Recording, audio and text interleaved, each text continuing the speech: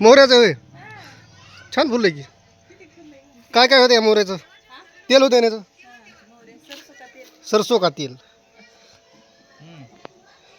महाग असतं का स्वस्त असते? पुन्हा मोहऱ्या भाजीत पण टाकतात.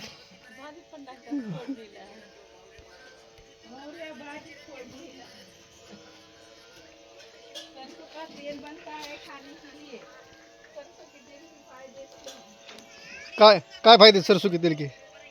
औषधी म्हणून वापरतात ना वाटतं? हाँ, सरसों का तेल घुटनों के लिए काम करता है। सरसों का तेल खाने के लिए इस्तेमाल करते हैं। महाग असतं याचं तेल. महाग असते की. मला वाटतं आपलं खोबरं तेल कसं घेतात आपण तसं ते तेल इतकं महाग असते. आपलं खोबऱ्याचं तेल महाग नसते वहिनी. डोक्याला तेल महाग नसते ते. टॅक्स नाही त्याच्यावर. काय खायचं तेल म्हणून विकतात ते.